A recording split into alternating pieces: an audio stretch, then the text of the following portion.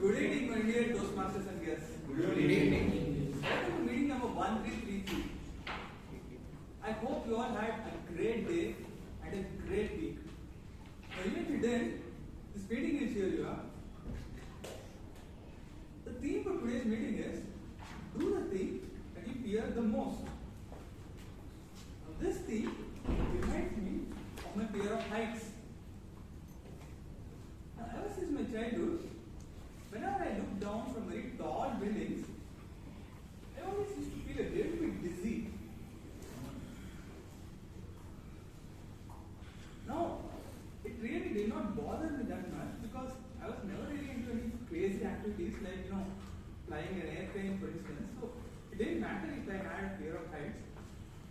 But then, once, my wife, on the eve of her birthday, she wanted to do paragliding in Dharamshala in Himachal Pradesh.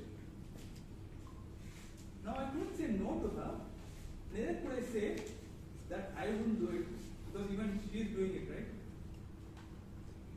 So I decided, I gathered all my courage and decided to go for it. So once we reached there, we had a trainer, and the trainer, he tied a parachute like thing on my shoulders. And he said, like you are on top of the hill. He said, just keep running, don't think of meditating much. So I thought it might be just a stress drill, so I just kept running. And suddenly I realized that I was mid-air. The first few seconds were really scary. Now after a few seconds, it all gradually eased out. And I actually felt, this is actually a fun experience, and I was getting a nice bird eye view.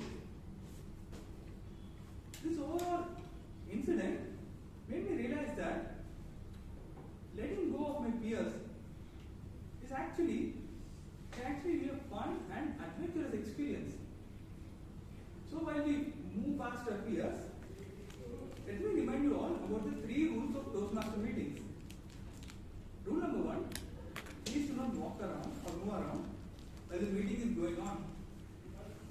You may do so when the speech is over and hear an applause. Rule number 2, please not say anything hurtful or offensive. You can do so. It might be political, religious, or related to gender. Rule number 3, please put your phone on silent. I'll give you all 10 seconds for that.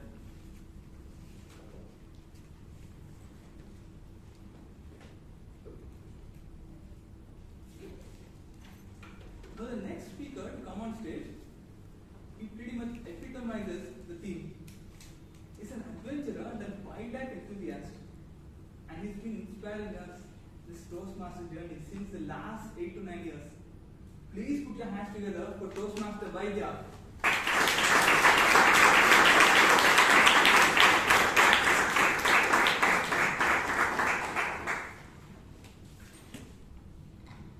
Thank you, Sai Deepak, for that lovely introduction. I call to order meeting number 1333 of Bangalore Toastmasters Club.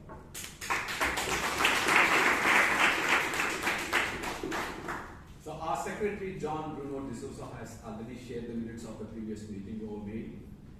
And there were quite a few suggestions which came in, and those were amended, and the amended minutes was also would be shared today. Are there any other amendments other than the ones which were highlighted over the meeting? No. If there are no any amendments, then the minutes of the previous meeting stands passed.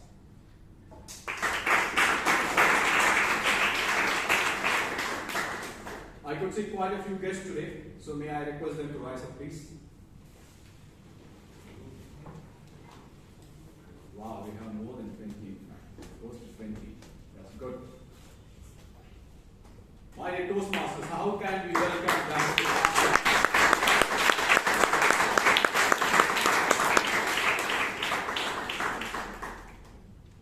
May I also request the committee members to please rise up.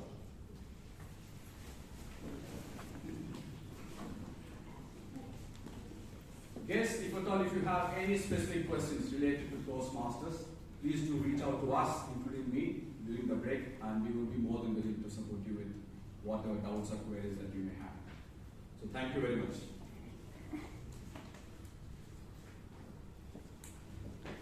It was 2009, January. It was a cold, windy, damp, typical New York day. Flight number 1549 with 155 people on board took off from the LaGuardia airport. It was on its way to a city somewhere in North Carolina. And the man who was in charge of takeoff was not a seasoned pilot, he was a co-pilot. Within 2 minutes of time after it took off, it reached an altitude of close to 3,000 feet. And that's when people started listening to a huge noise. Thud! They were rattled. A couple of seconds later, they heard another noise. Again, a massive thud. They were terrified. And that's when the captain, the first officer, Captain Sullenberg said, "Hey, hold. I will take control of this aircraft." And then he took control of this aircraft, and then he realized both the engines got failed because of a bird hit. If one engine fails, no problem. If both engines fail, then disaster. He had two options at that point in time. One is to return back to the place where from he took off, or to land it somewhere in a nearby airstrip, which is in New Jersey. He tried both the options, but he couldn't because the aircraft has already lost the power and it was just gliding, it was floating. And then he could see the city of Manhattan below him. It was full of traffic. That's when he decided to do something incredible. What he did was, he decided to land the flight on the Hudson River. And he not only decided, somehow he maneuvered and then he landed the flight on the Hudson River. Thereby, he saved close to 155 people on board, and also thousands and thousands of people who were in the streets of Manhattan. That's a classic example of what a courageous act is. Courageous act, an audacious act at its best. And similarly, we also will have many smaller occasions in our day-to-day life in which we will also have some fearsome experiences. There were two options in front of us. One would be to embrace fear, or the other one is to take back and then try to figure out what needs to be done. People who have taken the step forward and embraced fear are the ones who have listened about. With this short note, let me introduce you to a person who is going to take us through the rest of the meeting, who we call it as MC. He's a man who has been with us for the past 5 years as Toastmaster. A wonderful speaker, known for his wit, known for his humor, known for his wisdom. And he is a typical engineer, studied engineering, but he moved away from engineering. And then he is working now as a sales trainer for a startup. So ladies and gentlemen, please put your hands together and welcome the MC for the day, who is going to enthrall us with his wit and wisdom, Toastmaster Ankit Kumar.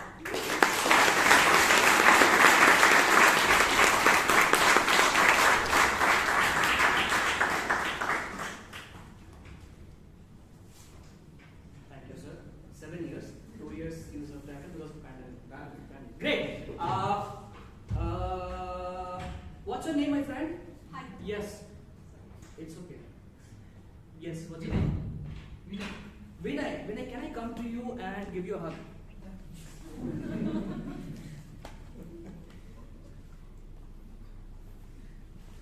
You know why I did that? You know why I did that? I forgot my slips. Okay, fine. Let's start it this way. Let's all swear on ourselves, right? right? I want all of you to put your hand on your head. Everyone, whoever has a head, will put a hand on his or her head, and then you just repeat after me. Today I will. Show more energy. Than the TMOD. Now with that, you are bound to clap more and more whenever I ask you to. So on a count of 3, can we have a big round of applause for yourself?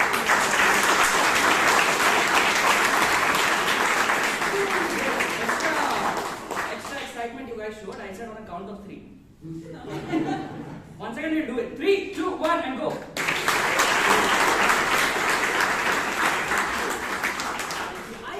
I feel glad when somebody tells me good things about me, to me, because for me it's not so regular. I remember when I asked my boss, what do you like the most about me? She said, your absence. But I think we as humans also do not tend to tell others about the good things that we have. We act humble, right? But I think it's great to boast yourself. It's great to blow your own trumpet, because no third person will do it for you, right? So can we do a quick activity? It's called the happiness activity of 20 seconds, and I'm sure, I promise you guys will feel better after 20 seconds when the activity gets over. All you have to do is to find the person sitting next to you and exchange 3 good things about each other. And when you say 3 things about yourself, your partner has to say, I love you or I like you for all these 3 reasons and many more. Where is Puneet? Puneet, I hope. Oh, great, you're not sitting beside a lady. Puneet might have asked for a number. So yeah, great, you sit here. First bench, yeah. So I repeat it again, you have to find the person sitting next to you. You have to exchange 3 good things with each other, and whenever your partner says 3 good things about himself or herself, you just have to say, I like you more for these 3 reasons and many more. 20 seconds, your time starts now.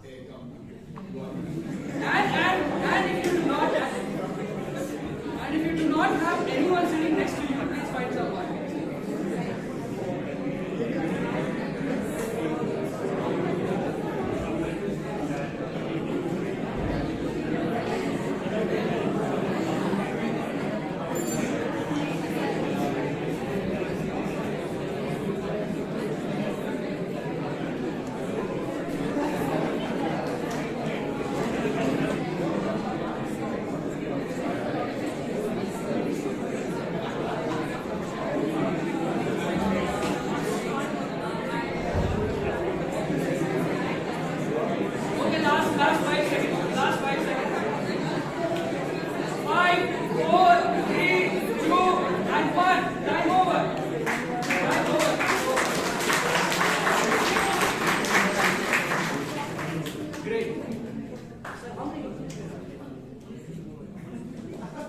Thank you, sir. I hope all of you feel better now. Yes?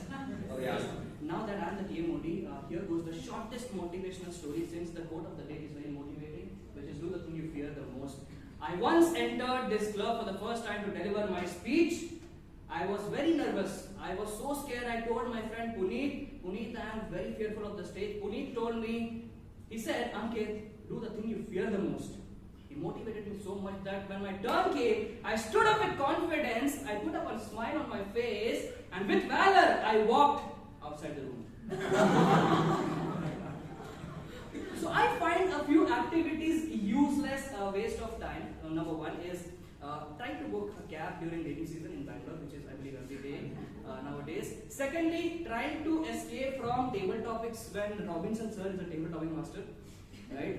I remember during the table topics I had walked outside. He came outside and gave me a topic. And thirdly, listening to a motivational speaker. I personally get demotivated seeing how good the motivational speaker is, how good his life would be. And that makes me very, very demotivated. But the motivation industry is huge. It's worth $10 billion. But I think I cannot be a motivational speaker. I cannot motivate anyone, because when all the others are so inspiring in nature, they are so aspiring for doing so many things in life, and also they're perspiring. My hopes in life are expiring because my biggest concerns are what if it rains tomorrow and my maid doesn't come, who will clean my house? So these are the petty problems that I am dealing with right now. And here was a question for all the Toastmasters, in fact. Name a place in the world where when everybody meets, everyone suddenly becomes a motivational speaker. Toastmasters. I once heard a Toastmaster on stage, he was shouting, you can achieve anything in the world if you set your mind to it. You can own a villa and a Mercedes and a bungalow in the Label Road if you set your mind to it. You can become the richest and the wealthiest person in the world if you listen to my motivation talks every day. After the meeting, that guy came to me and said, can I get lift? Right? So for me, motivation doesn't work. No offense to the speakers who motivate. It's needed for a few people, and no offense to the ones who like motivation, but it's my personal opinion. I don't wish to make enemies today. Yeah, but in today's world, I believe the era which is of knowledge zenith, can't we talk about how more than we talk about what? Can't we talk about building skills more than we talk about motivation? Because if you motivate an idiot, you will get a motivated idiot. Right? And here's why I love the Toastmasters Club so much. It just does not talk about what, it also talks about how. Now, just for the benefits of the guests, every speaker, every member in the club gets an evaluator every time he comes on the stage. He gets a mentor to handhold, and every project of the manual teaches you the how of every aspect of public speaking. So can we give a round of applause to the founder of the Toastmasters Club?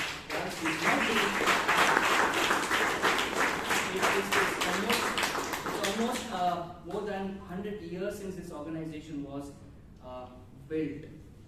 We also have a very, very structured meeting every week, starting with the prepared speeches where the speaker comes prepared on the stage, gets evaluation at the end, followed by the table topics, which is an impromptu session where every speaker gets a mini heart attack because everyone has to come on the stage unprepared, followed by a constructive feedback session. And to supervise the entire evaluation session, the learning session, we also have in place a general evaluator whom I'll introduce at the very end. But before moving forward, I'd like to call upon the support function of the general evaluator, which is the tag team, starting with the timer for today, who is Mr. Toastmaster Umakan. Can you please explain it to the audience? It's a duty of the timer to record time of the entire meeting from the time it starts to the time it ends. Okay. Plus, I need to record the time of each of the speaker who speaks on the stage. For the speech session, it's between 4 to 6 minutes. I have the green card for 4 minutes, the amber for 5, and the red for 6 minutes. And for the table topic, it's 1 minute, 1.5 minutes, and 2 minutes. And I will record the times and give it to the secretary and give it to the general evaluator at the end of the day. Thank you. Can we have a big round of applause for this? Next, we have the R counter, Toastmaster Shashank. Good evening, fellow Toastmasters and guests. As the R counter for today, I'll observe each and every speaker's speech. I'll make a note of repetitive words like and, like, so. I'll also make a note of all the cosmic sounds like I'll report to the general evaluator at the end of the meeting. This evaluation starts from the beginning of the meeting and ends at the evaluation. I'll also make a note of who best controlled their, who best controlled the best, who avoided using more fillers and repetitive words. Thank you. Lastly, the grammarian Toastmaster Alan.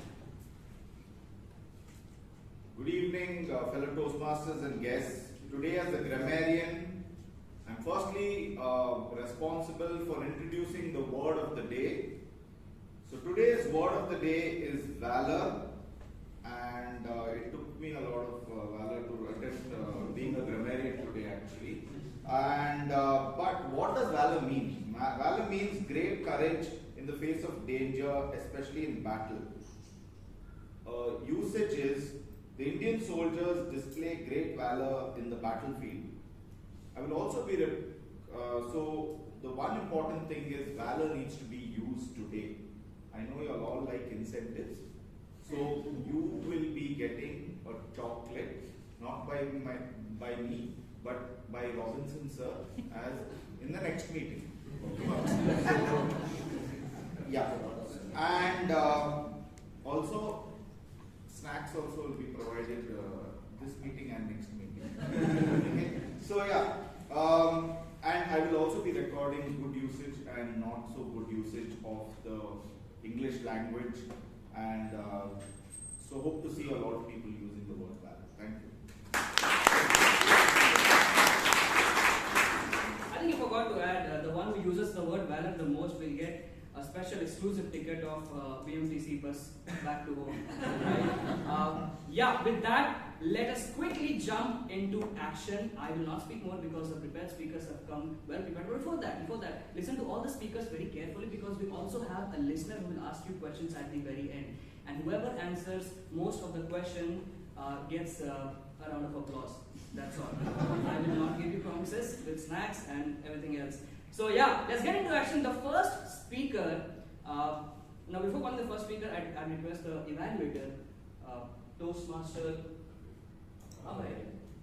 to read out the guidelines of the project. Good evening, fellow Toastmasters and guests. The purpose of this project is for the member to learn or review basic methods of writing a speech with a well-defined purpose and to present a well-organized speech on any topic. And for this valor, time manager, please note, the speaker should complete within 5 to 7 minutes. All the best to the speaker. Over to you. Thank you. Can we have a round of applause for this? The speaker who is going to come loves running after a trophy, and he has named that trophy wife. Yes. He works in the leadership team as a senior director for this company called Epsilon, and he has joined the Toastmasters Club to hone his leadership and communication skills. He joined the club 3 months back, but he seems to be a natural speaker from the very start. The title of his speech is "Every Day is a Second Chance." Can we have a big round of applause for Toastmaster Harish Saundar?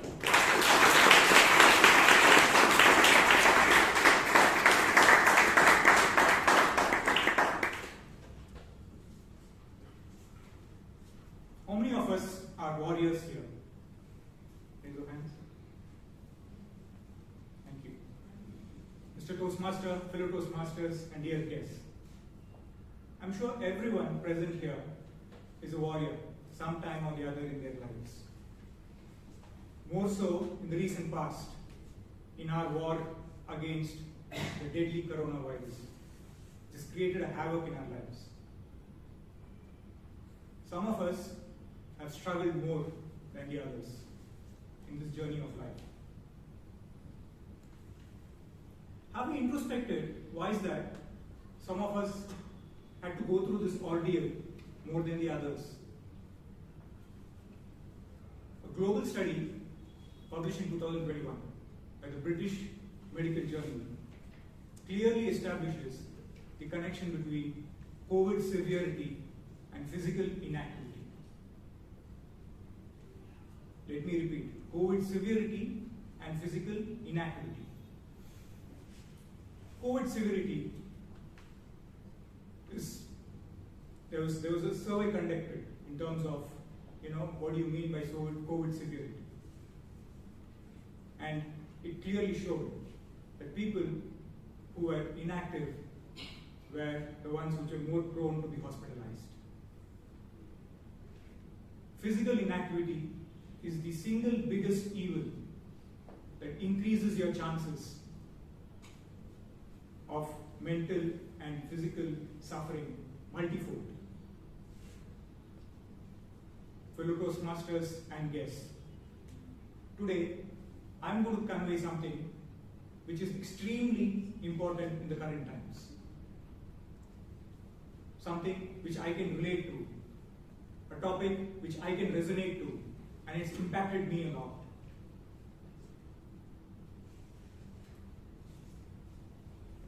Let's begin with some of the statistics which was collected recently from across the nation on people who were affected with COVID. And it was a study looking at their physical as well as mental aspect. And it clearly showed that COVID played a bigger role, but a much bigger role was played by the individual's physical status. The story does not end there. In India, there is a significant population with non-communicable diseases. You might ask, what is non-communicable diseases? Diabetes, cardiovascular diseases, respiratory ailments, among others. And it might shock you, 60% of our population, 60% of our Indian population is in the red zone as far as physical inactivity is concerned. I believe the COVID pandemic was an eye-opener for many of us. It was definitely for me. I lost 7 of my family members during that horrific phase. Many of them who led a sedentary lifestyle. The World Health Organization, known as WHO, has done extensive research in this area and have identified that non-communicable diseases can be significantly lowered and managed if you are physically active.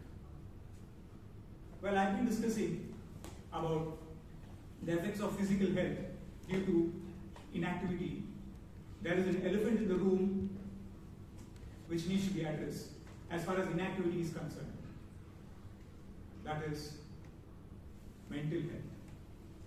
In India, 1 in every 10 individuals suffers from mental issues. And COVID has made the matters worse. Physical activity has profound positive impact on depression, anxiety, attention disorders.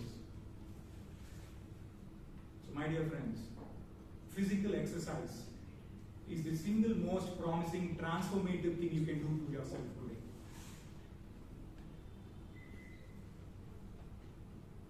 So did I.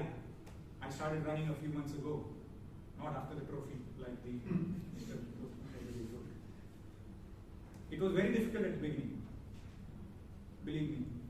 But then, if you want something that you never had, you should be willing to do something which you've never done. Do the thing you fear the most.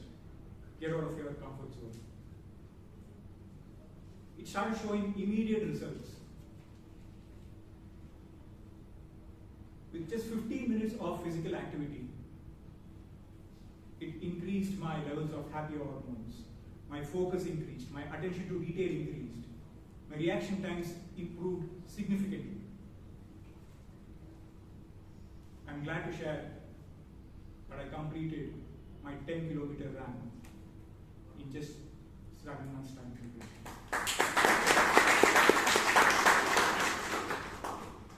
Dear Philomasters, dear fellow Toastmasters and guests, I'm not asking you to become a triathlete, an Ironman or an Ironwoman, unless you have some million-soul fans here. Just pick a sport, an activity which you love, which you enjoy, which will keep you active. Being active will not only give you a happier life, it will prevent you from picking up chronic diseases. Active living, to conclude, means the respect and the care you give to your body and mind. Continue to be the warrior, Mr. Toastmaster.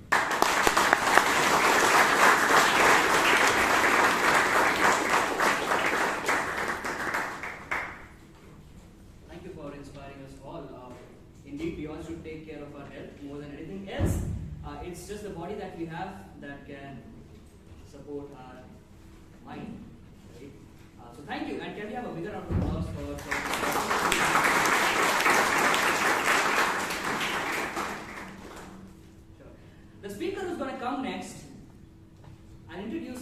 before that, I request his evaluator, Toastmaster Nathan, to read out the guidelines of the project.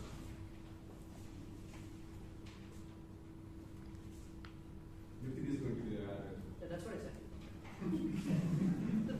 Well, I will evaluate Mr. Somshikar's speech on project guidelines, which is being shared shortly now, and we'll do the needful. Oh, great. The guidelines have not been shared yet. It's just on my mobile. Great. Sure. So, in the meantime, I'll just introduce the speaker, Toastmaster Shomajika. We all know him. One of the most humorous guy. His wit will kill him. There were three things. There were three things that I said are useless in life. It's a waste of time. The fourth thing is to compete with him when he's contesting in a humorous speech competition. That's how humorous he is. He's a successful entrepreneur after leaving his corporate job. One of the oldest members of the club, not the eldest, oldest members of the club. Can I invite Toastmaster CTM Somashekar on stage?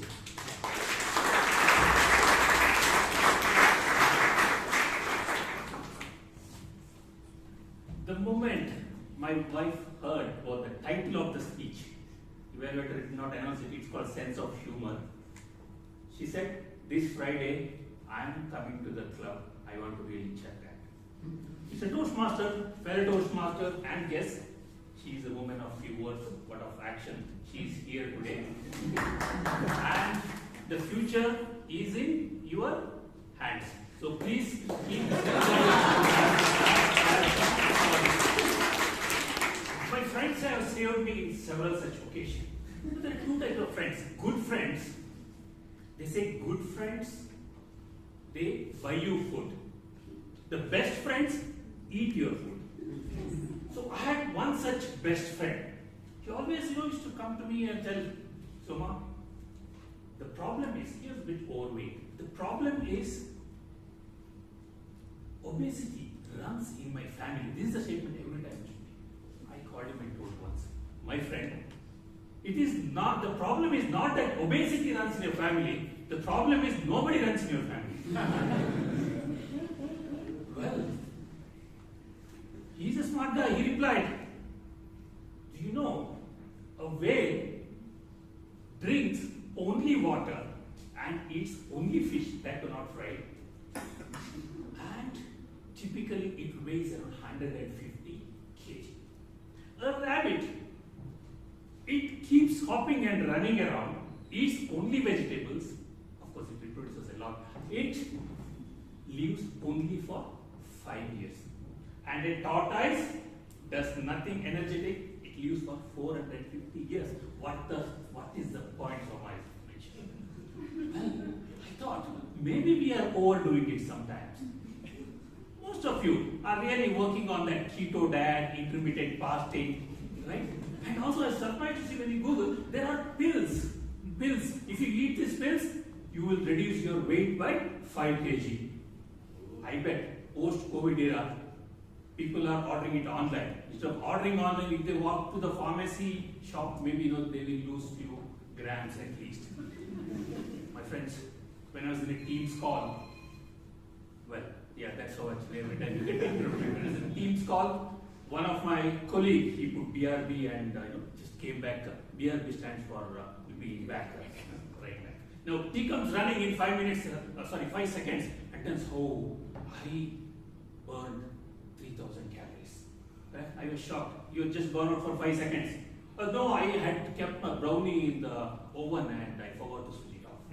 Well, maybe that's the only way you burn your calories. If you just sit there, especially the IT folks who simply sit at home, who work from home, and their wish is always hope the mosquito sucks fat instead of blood.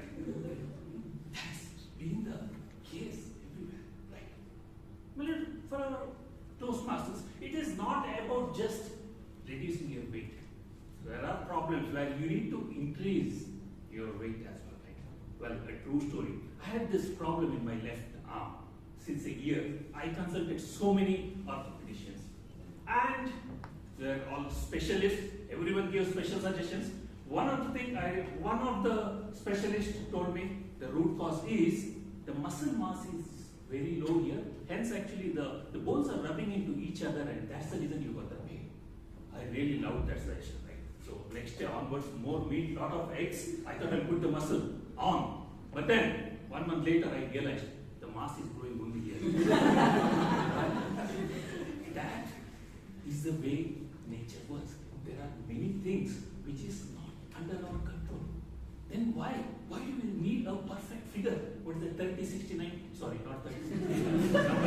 Okay, I allow you to figure that out. Or actually that six-pack. Should we need it? I think all we need is a change in the way we think. The two camels just lazing around, okay? A small calf and the mother. So this calf asks the mother, why do we have these large humps? For which it replies, that's because we are desert animals and you don't have water there. So we store water here. Then mama, why do we have these long legs and the rounded feet? That is because we have to walk long distances in the desert and it helps to really walk on the sand. Then why do you have these long eyelashes? That really hurts the vision. For which mama replied with pride, that's because in the desert there's a lot of storms everywhere. So the sand doesn't enter. Okay, the hump is to store water when you're in the desert. The long legs to walk in the desert. The eyelashes to protect from the sand. What the heck are we doing here in the zoo? Many times we end up like this.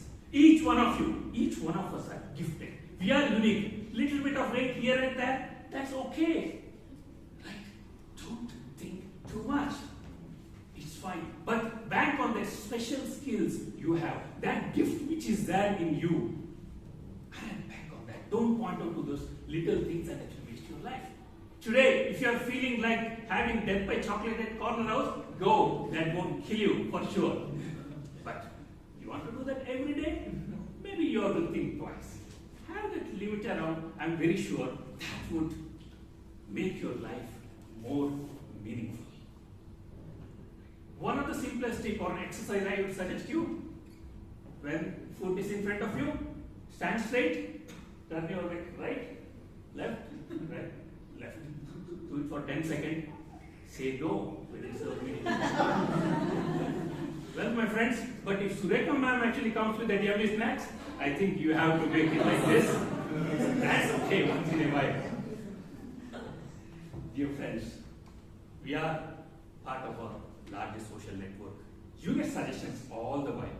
The philosophy I have, take the suggestion with a grain of salt and a slice of lemon and a shot of vodka. Or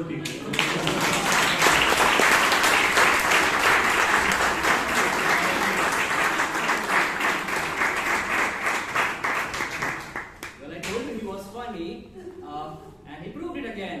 I hope the evaluator, Ms. Vinton, Toastmaster Vinton, got the guidelines.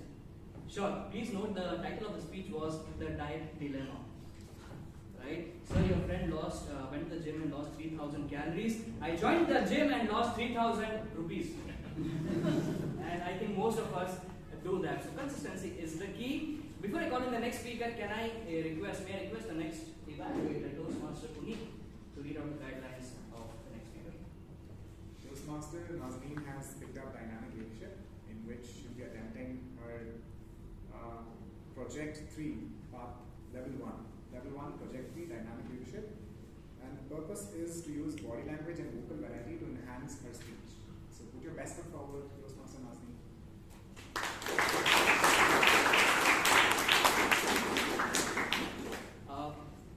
Toastmaster Nazneen, when she was in college, she wanted to join Toastmasters Club, but then she was not 18 plus. She was not 18 years old. 20 years after graduating college, she realized that she has become 18 plus, and hence she has joined Toastmasters Club a few months back. Toastmaster Nazneen is also the unofficial brand ambassador of this club. She goes to the world and she showcases what we have got here. She's an entrepreneur by nature and a mother of 2 lovely kids, one of whom is of your age, Puneet. So can we have a big round of applause for Toastmaster Nazneen?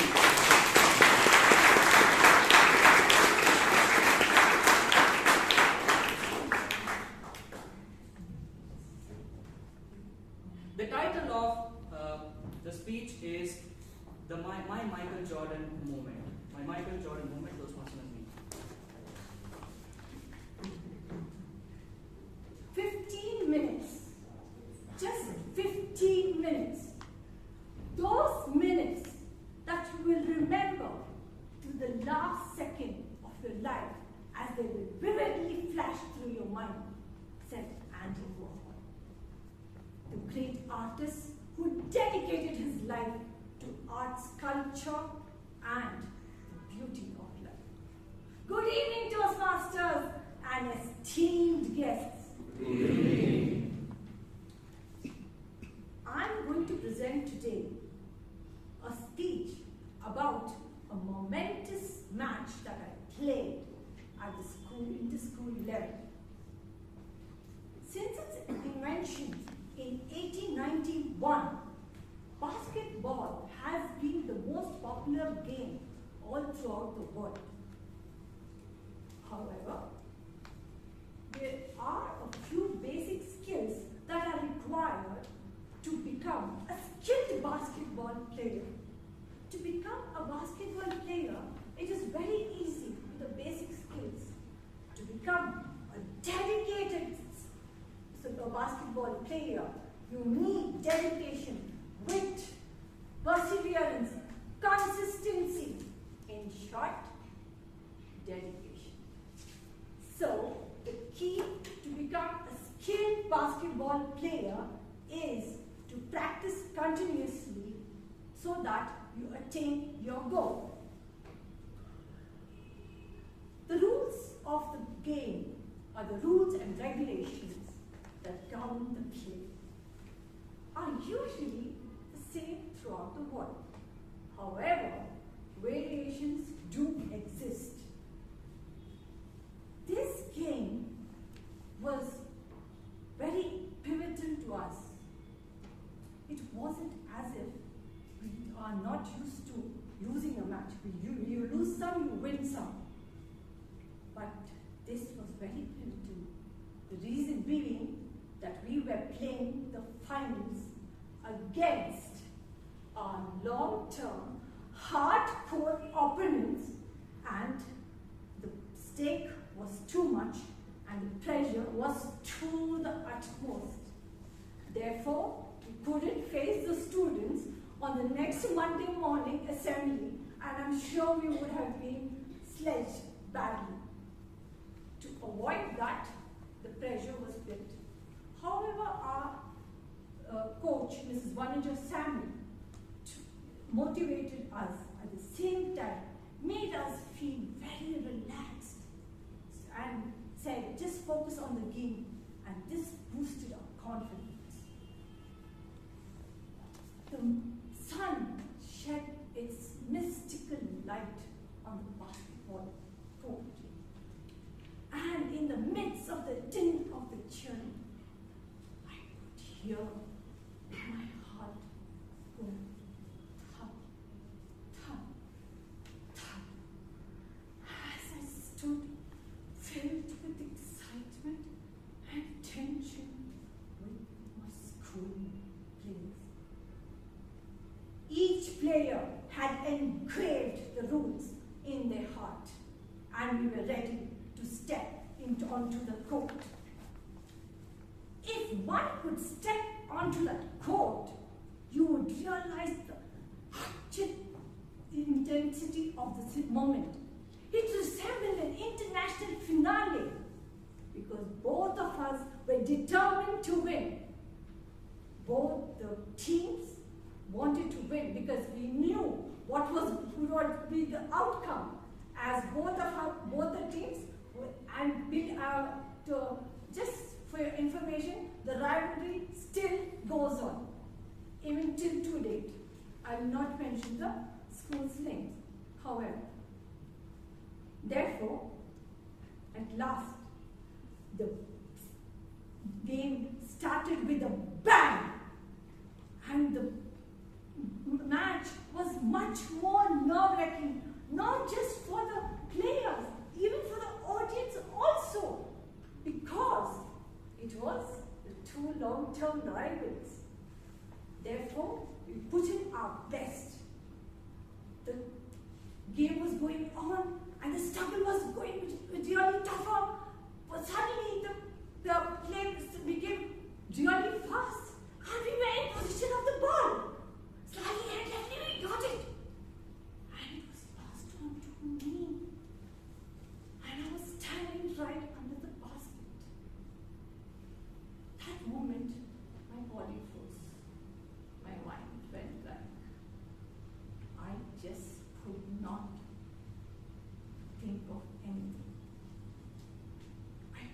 hear a beating of my heartbeat through my eardrums. And then the crowd went frenzy with the excitement because they wanted to know what would be the outcome. This was the last few minutes. And I was frozen. I could feel the beads of sweat running, trickling down literally on my forehead. Then I decided, with quick lightning, I shot at the basket. My eyes focused on it. Yes, yes, yes! We won the match. And the final whistle blew. Imagine winning a match against your long-term opponents in their own school, at their own court. We were on cloud nine, whatever you say. That was the day I'm sure all my team members will definitely remember till the last moment. These hilarious moments I would definitely like to remember till the last second of my life, because from a nobody I became the star of the match. As Andy Warhol said, everybody will become famous in those 15 minutes. Everybody will enjoy those 15 minutes and enjoy the glory, every second of it, and those glorious moments. Carpe diem. Period. Thank you.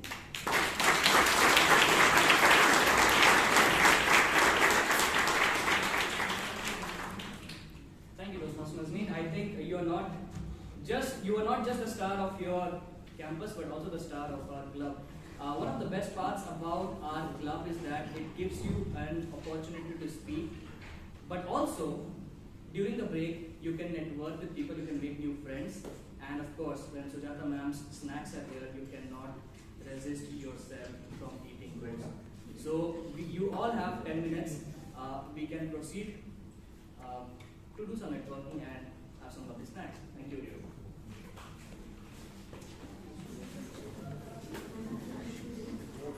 Okay, I am sorry.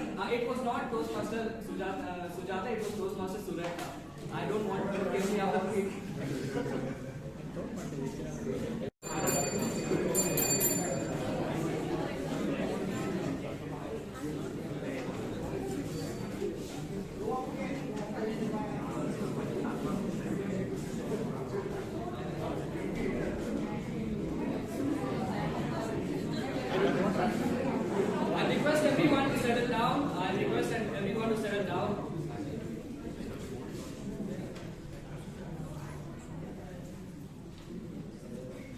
Thank you.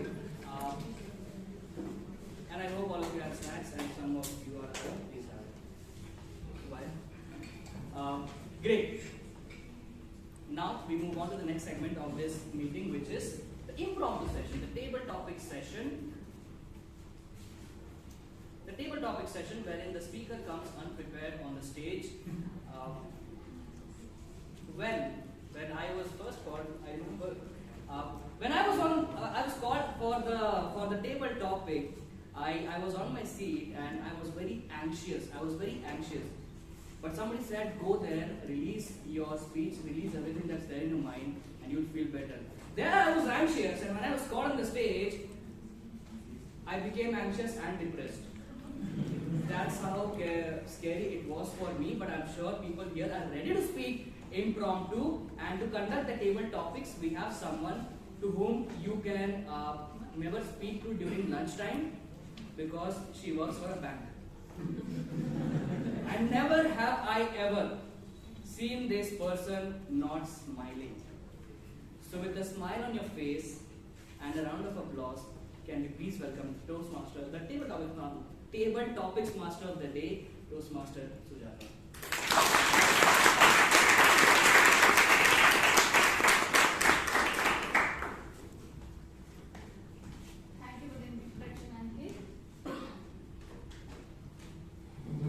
Speaking without preparation is terrifying, right? Do the thing which you fear the most? As a Toastmaster, what do we fear? For table topics, right? Yep. So let's try to participate in table topics and try to become the better speakers, better communicators. As already told by Ankit, once again I'm repeating for guests, table topics is impromptu speaking. Topic will be given on the spot. Speaker has to speak for 1 to 1.5 minutes because the number of speakers are more, so we are reducing from 2 minutes to 1.5 minutes. So 1 minute yellow green and 1 minute 15 seconds it will be yellow, green and red. 1.5 minute red. So I request guests and Toastmasters to stand up at 1.5 minutes and clap once the speaker is crossing the time. So now I'm ready with my topics. Are you ready? Yes. To begin with, my first guru in my speechcraft, Mr. Ayappa.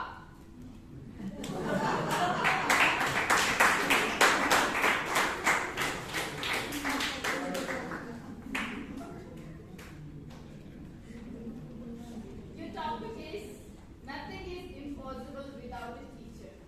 I will leave you on that.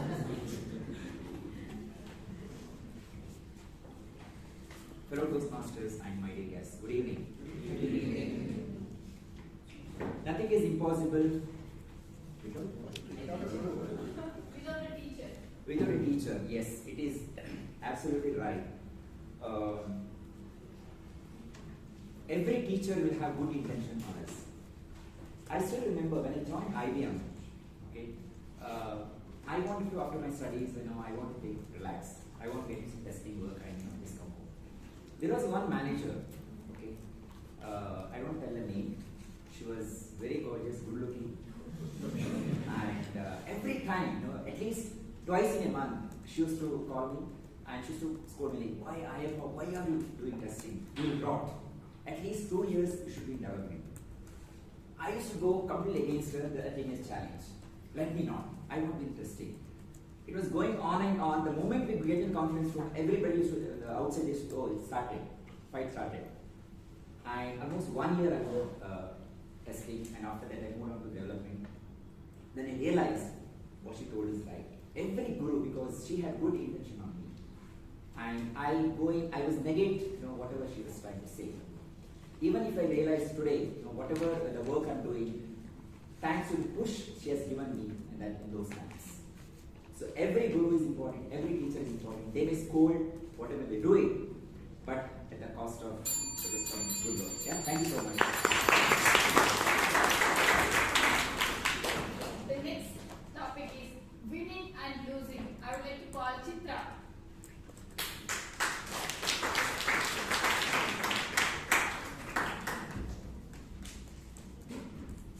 Winning and losing. Winning and losing. I know that all of us have this instinct to go, try, and win.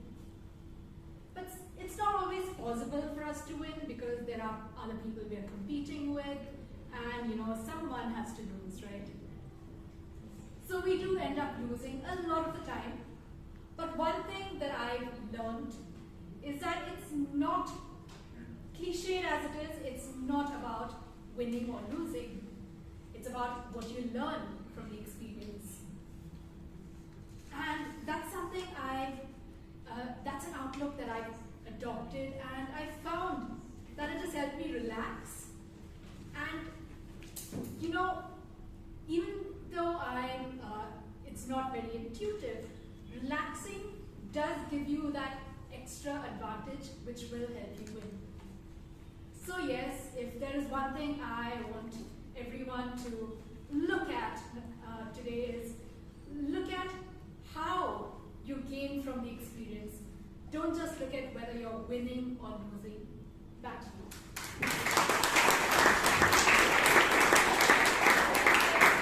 Whether we are winning or losing, we should take it positively. The next topic is, what's the weirdest food you have eaten? I would like to call upon Richard D'Souza, sir.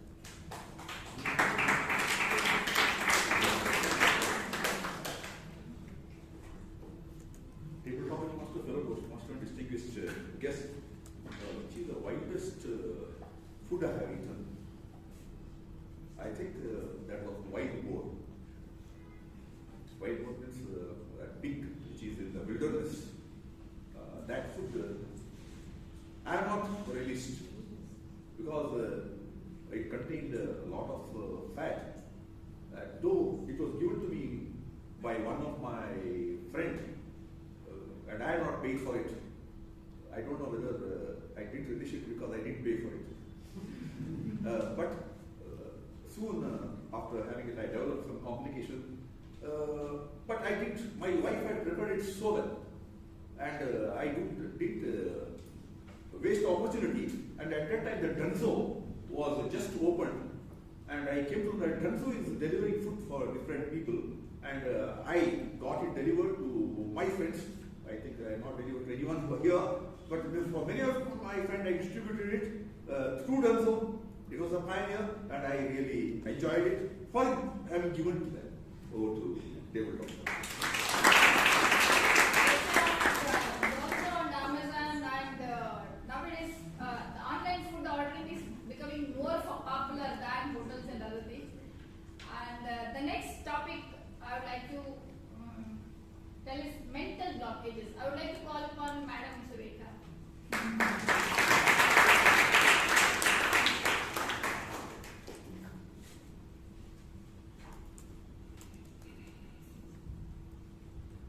So, mental blockages.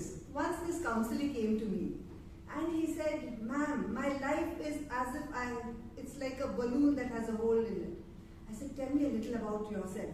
He said, "I'm a successful CEO, I have 2 lovely children, I have a fantastic wife, my home life is absolutely tremendous, and so is my professional life." Then I said, "What is the problem?" I said, "Let me go a little bit into your childhood." He said, "I have a brother who was more of a topper when he was young. And my mother always kept me comparing to my brother.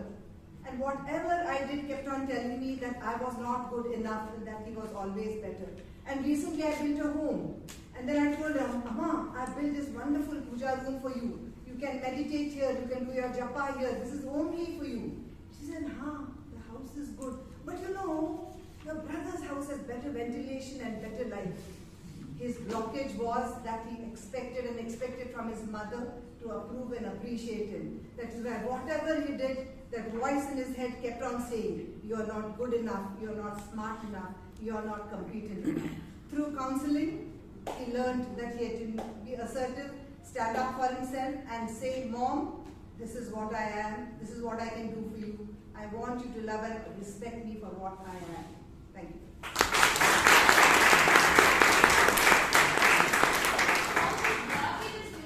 Because of the expectations only. So we should not have more expectations so that blockages will not be there. The next topic is life without servant at home. I would like to call upon Hannah.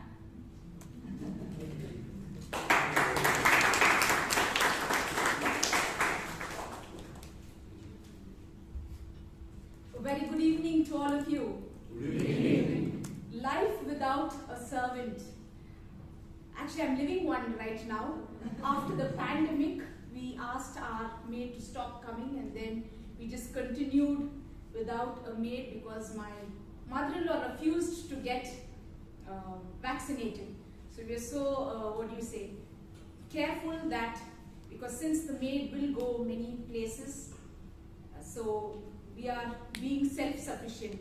That self-sufficient tag comes with a lot of effort. So basically, all of us have to share the chores at home, be it doing the dishes, or cooking, or cleaning, mopping. So all comes down to each of us squabbling in the morning as to who should do what.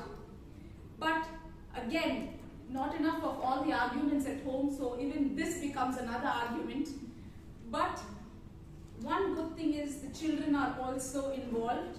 So Saturdays and Sundays, they also have to pitch in their bit. So all of us together, if we find even one family member sitting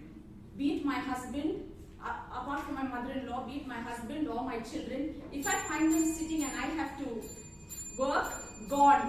So, as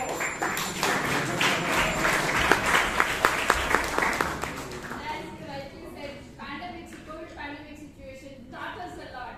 How we can be together, how we can work together, and share all our family household goals and other things. The next topic is respond, never react. I would like to call upon Varsha.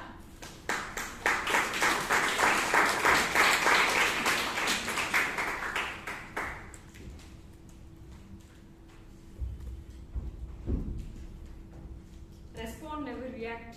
Coming from sales background, I think that would be very hard if we do not react. Of course, as the law says, we all know that for every action there's an equal and opposite reaction.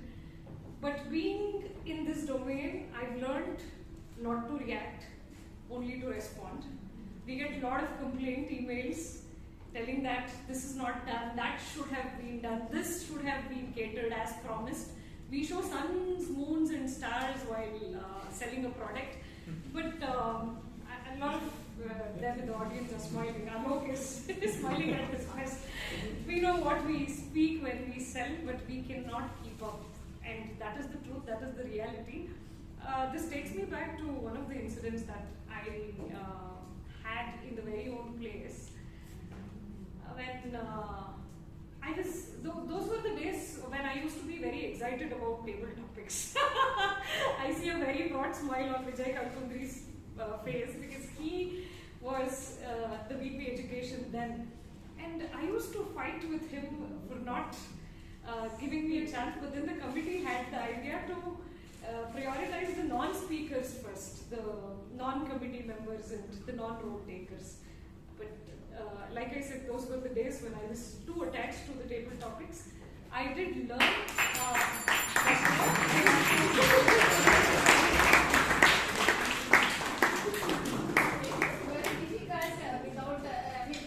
responding and without reacting. The next topic is how important praise for you, Mrs. Jose Paulson.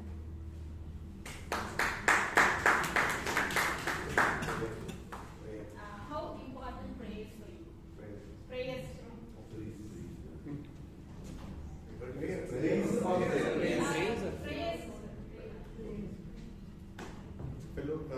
Madam Topic Master, fellow Toastmasters and dear guests, I think I'm just saying a little prayer now as I'm standing here, so it's that important. I think I do pray every day when I start off the beginning of the day. I think one thing about prayer is that it keeps me focused, and that's a ritual that I do perform because come what may, however the day starts or the challenges that is there during the day, I think this sets off on a very positive tone.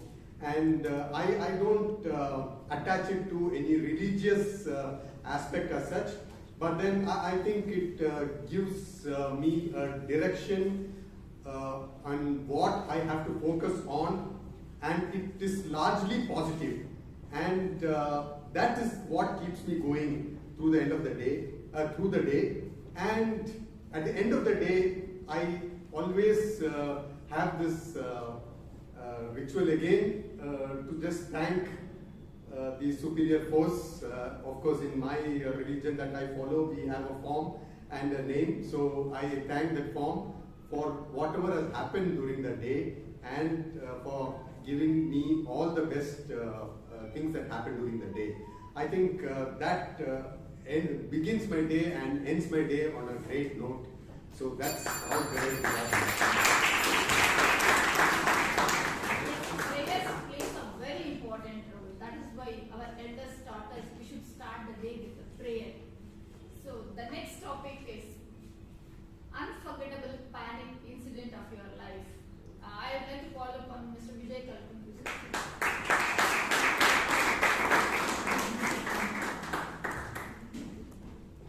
Your topic is unforgettable panic incident of your life. Madam Toastmaster, fellow Toastmasters and my dear guests, like the most unforgettable panic incident life happened when I was in my second semester of engineering. That was the first time when my grandparents were heading towards place where my parents lived, that was Delhi. They were going from Hooghly to Delhi. The thing was, all was said. The luggage were packed. They sat in the ring and they reached the station. And then they checked the bag. The ticket is not there. That was the unforgettable panic moment, because there is no way you can board the train and there is no train till the next day, and their journey is 30 plus hours. That's the time we were panicking. But fortunately my mother was there. We got in the train, took the same tickets and then moved on. But did not end there. I realized that I had lost my keys and no one is there to open the door. There was a second bouncer, and to my fortune, the rig which had carried us had the key in the place, so that guy was fortunate to give me the key and I entered back my home. So such incidents give us a lesson that there may be situations which are beyond your control, but always be patient.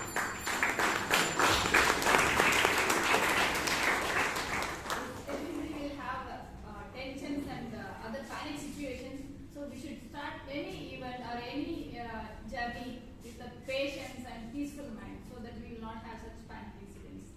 So now we have with us a guest, Madam Manisha, who is ex-president of Winners Club from Bangalore. I would like to call upon for the topic. Please come on. Can we help?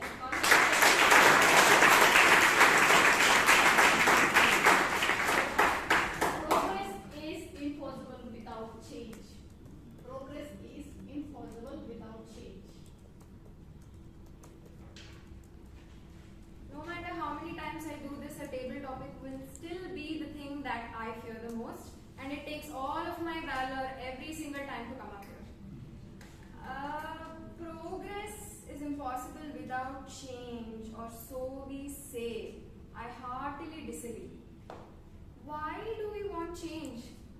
We are human beings, we hate change. I hate change. Forget big changes. You see your toothbrush has moved 1 centimeter, do you not get angry? You will be like, this is how my day starts, like, oh, move the damn toothbrush, it was in the perfect place. Everyone, all of us hate change, especially in Bangalore. We can't take the fact that our weather changes every single minute in the day. It's a perfect punishment for human beings who hate change. I was just getting ready with like a giant umbrella to go out because it's raining, and then I see the sun is there. I'm not rolling with this. I was okay for rainy weather, right? Like, why are you forcing so many changes on me? Do you realize what a calm mind we'll have without any changes? Yeah, and I think we should all try this. Without change, in a calm mind, when we actually make progress, I think we should measure that and see how much better we are performing. And then we will come back and the table topic will be how progress is awesome without any change.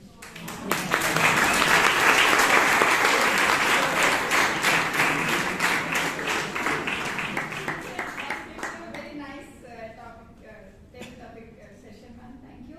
And the next topic is proper planning make you more confident. Now I would like to call upon Mr. Chiran.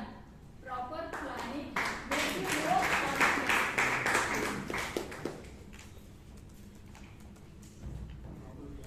Make you more confident. So yes, proper planning makes you more confident.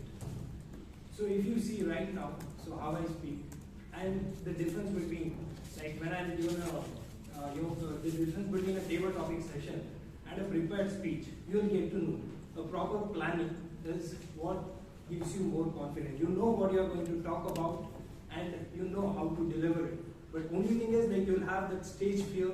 But here I am having a fear of what is this topic I'm talking about. So the next moment I think about the 5 seconds after this, I'm just wondering, like, what is there? It's just blank. Whatever is coming in my mind, I have to, from the experience and all those things I have to speak about. So this is what it does. If you are not with a proper planning, anywhere you'll panic. So that's it. Over to you. Very true. Proper planning makes us more confident and will be bold enough to face the things. And the next topic is, we all need to unjudge people. We all need to unjudge people. Why? I would like to call upon Mr. Alok Sinha.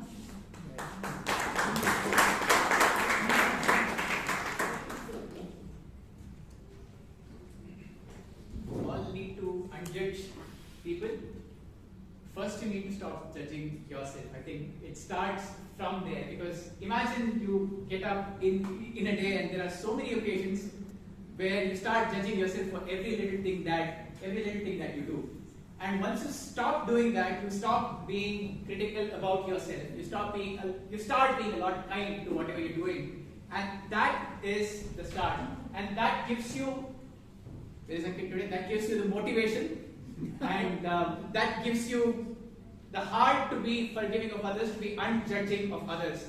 I mean, these incidents tend to happen every day. Yesterday, I was in a call with a customer along with a colleague. And generally you don't take on the customer, but this colleague of mine, he took on the customer, and later, 24 hours later, I get a call from the customer. He said, Alok, I didn't mean to hurt your colleague. I was just trying to state my point. Now, there are two different viewpoints there. My colleague was coming from a point of view where he was saying he was right. The customer, of course, the customer is always right. Right? So you have no other choice. As a neutral guy, so that's how the sales guys perceive. You are a neutral guy. As a neutral guy, I'm definitely not in a position to judge anyone. I try to be rational all the time, and trying to be unjudging, like the topic says, is one way where you can probably bring that rationality in and not be judged.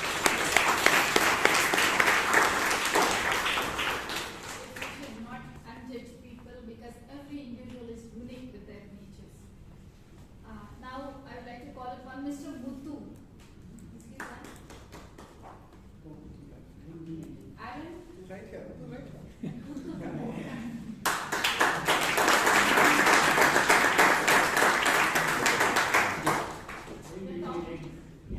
Your topic is usefulness of hobbies. So, in our day-to-day life, we have a routine, right? We get up in the morning and we have a set of things to do, and then we go to office. There's a lot of stress, and then there are meetings and so many other things. And even you come back, there will be a set of things to do, and then there will be a lot of pressure at home. Right? So in all these things means if we have to set some time out for you, it is the best thing to do is have some hobbies. It can be painting, it can be reading books, or it can be even going for a trek over a weekend. The hobbies gives you time that you can spend on yourself. So that's why hobbies are good, and you should have hobbies. Thank you. Every individual should have some hobbies. Otherwise, it will be boring. At least, especially after retirement, at least one hobby we should maintain so that we'll be engaged and will not trouble our family members. So the next, Aaron. So the next topic I would like to call upon Mr. Aaron.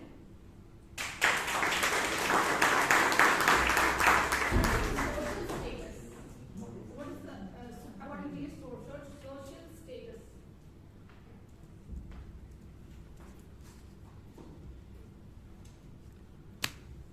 What, according to me, is social status? The word social will tend to be a little, the word social will tend to be a little misleading. When a lot of us were in high school, college, your social status, at least back then, I'm not very in touch with how it is now in college and high school, but back then your social status was often determined by how many Facebook friends you have.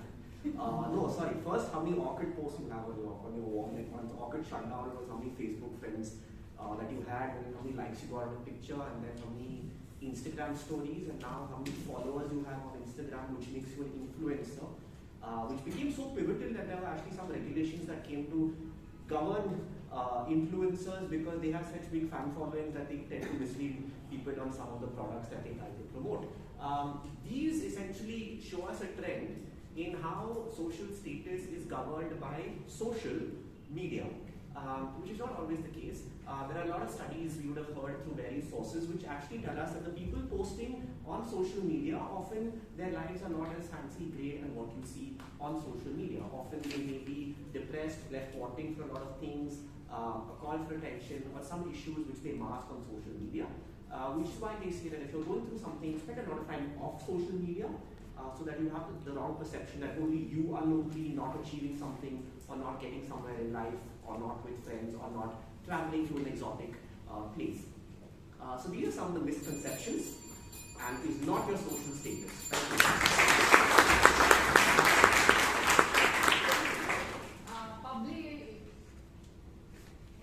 Bringing in social media is not the biggest thing. How best a person can be recognized by way of good things, doing it, and how peacefully you are accepting the people, how approachable you are is the social status, according to me.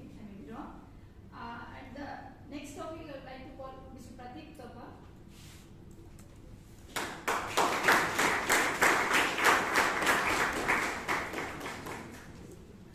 How do you expect your boss should be strict or friendly?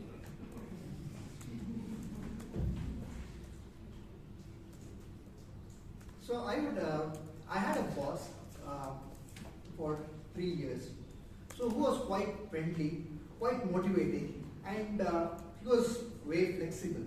Okay, so that was when even if I worked a little long hours on the previous day, I could take a day off, or maybe go home early on the next day. It was quite flexible, and he never minded, and even on the leaves he was quite flexible. But now, my boss today is quite strict. Okay, so he goes by the book. He doesn't let us take book hours without the billing. So it's a stark difference that I see in the last 3 years and the current where I'm working.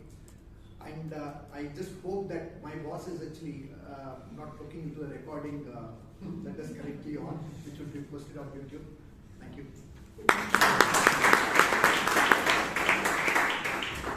a boss, not always friendly is also good. Sometimes it requires strictness also. If boss should act according to the situations, then only the boss can get the work done in a better way. So I would like to, this is the last topic, I would like to call Melvin sir.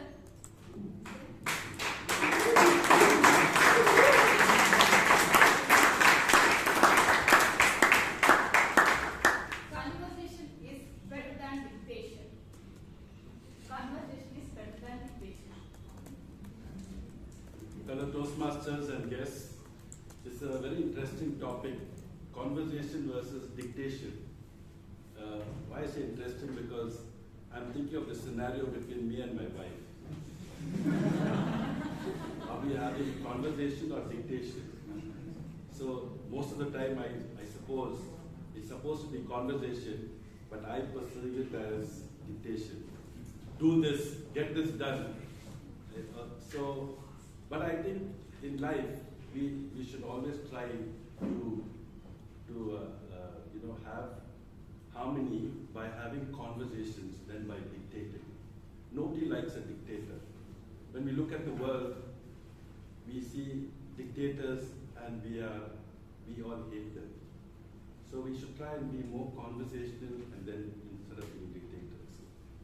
So my message to you, I think it's interesting that we all want to be conversationalists, but we are dictators in some form or the other. Let's try to be conversational.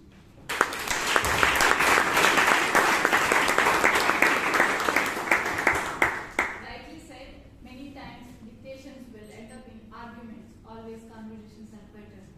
One last topic as per the request. Chetan Aradhya.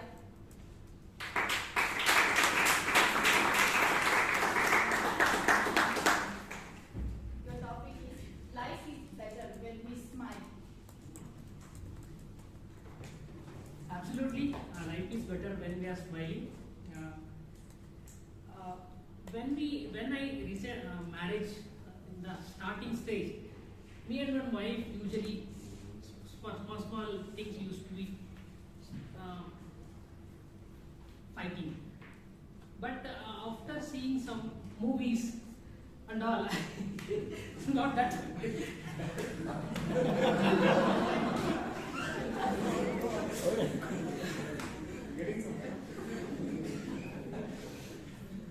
Sorry, I think time is up.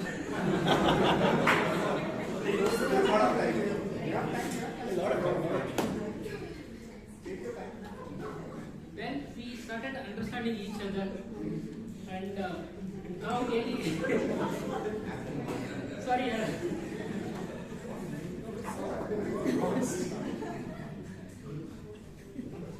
I don't know what to speak.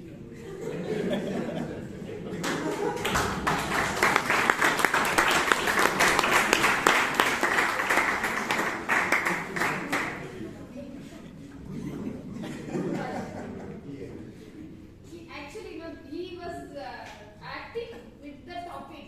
I told him life will be better when we smile. He started smiling.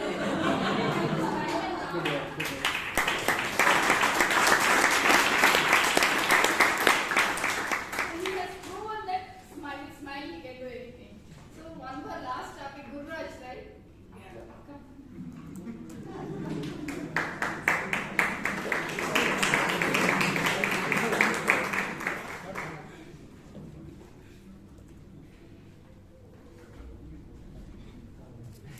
Money is everything. Do you agree?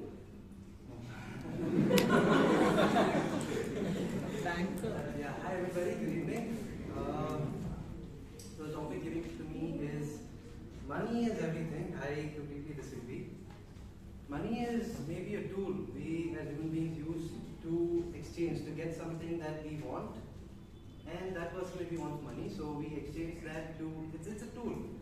I see it as a tool and not as a, everything. Well, money can buy you a lot of things. Well, it even feels happy to earn a lot. Of course, it feels good when you get your salary credited to your account. It feels very good, there's a message and saying that my bank is credited with so and so amount. It always feels good. But then, you spend the money, and then when it's gone, it has that temporary feeling of, it feels good for a short while. But then later, as you go on spending it, as the account, number keeps reducing, it feels, again, you feel stuck. Again, you feel, the happiness kind of cuts short. So I don't think money is everything, and I don't think we should ever consider that money is everything. So I think there's a lot more to life than money. Money is just a means for us to get our ends meal, to get whatever we need, like food. But more than that, I think experiences is everything. So thank you.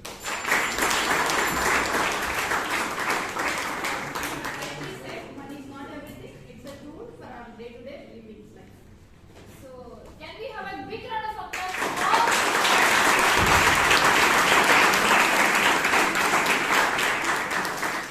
Now the link is open for voting for the best speaker, and the password is Monsoon, MONSOON.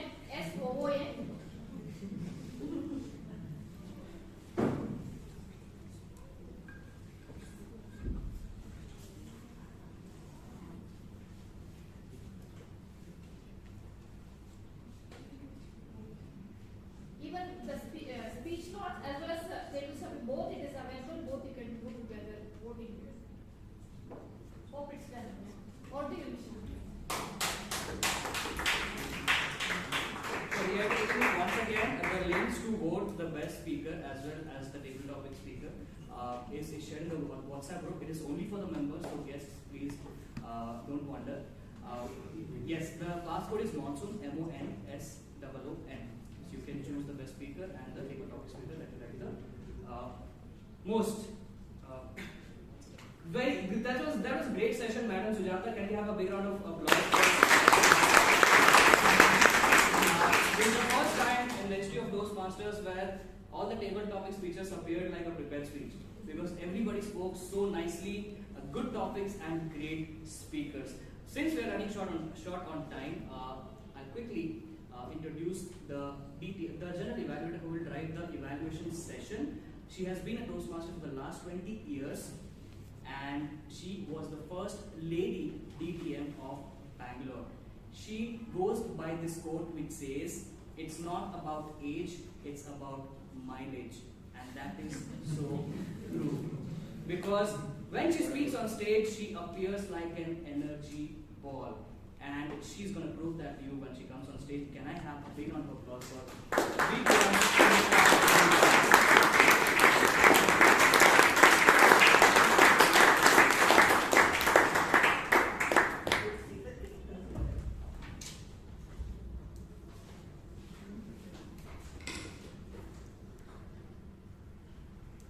Thank you, Ankit. And I hope I don't disappoint you all. When I saw the theme, I remembered the story of Balram and Krishna. They were walking through the forest one night and they decided to stop for the night.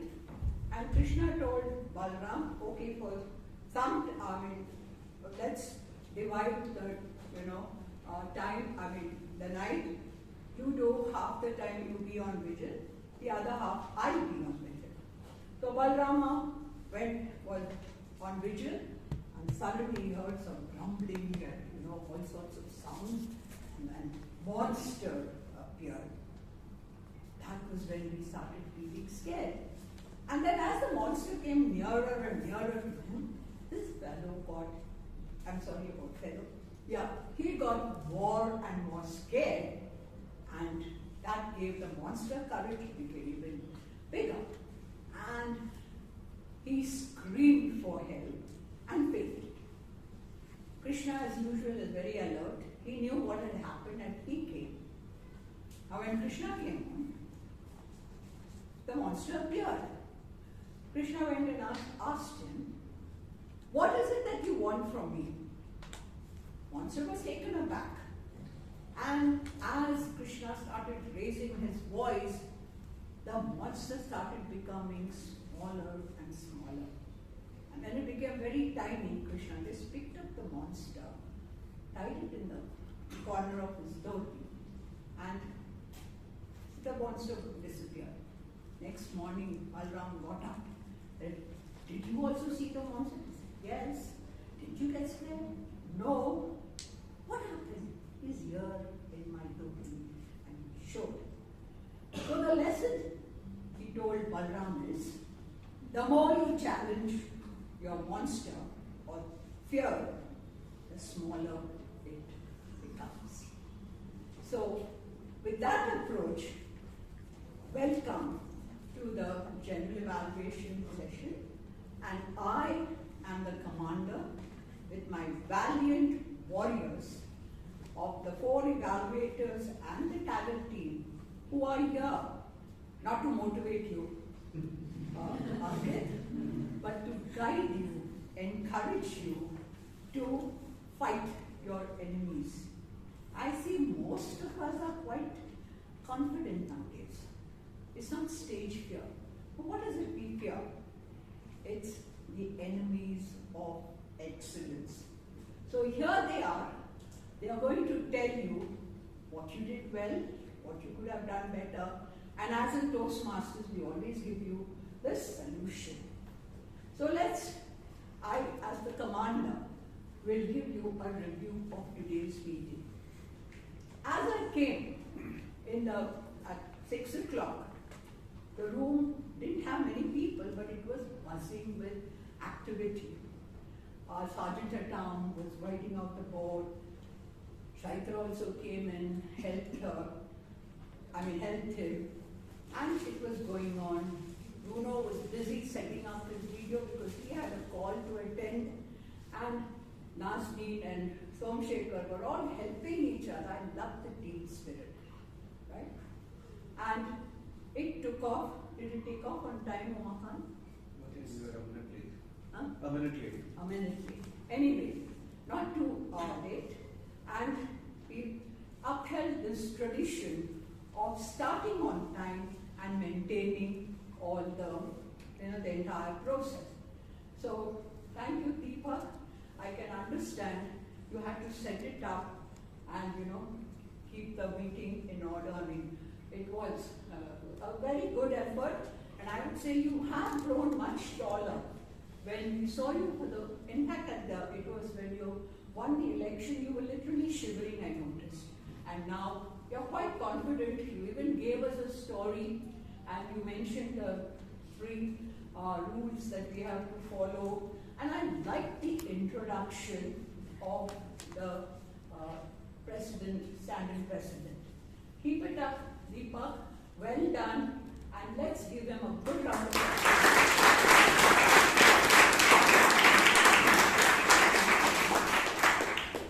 How much time did it take, Umanga? 3 minutes, 10 seconds. Okay. I mean, your story, I would say, was good, but be careful that you don't go too much into details of story. Keep it crisp.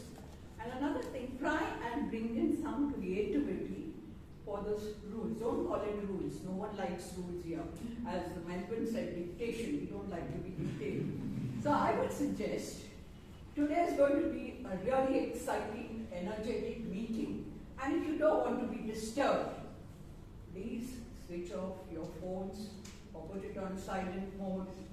Don't walk when people are talking. So try and sharpen your creativity.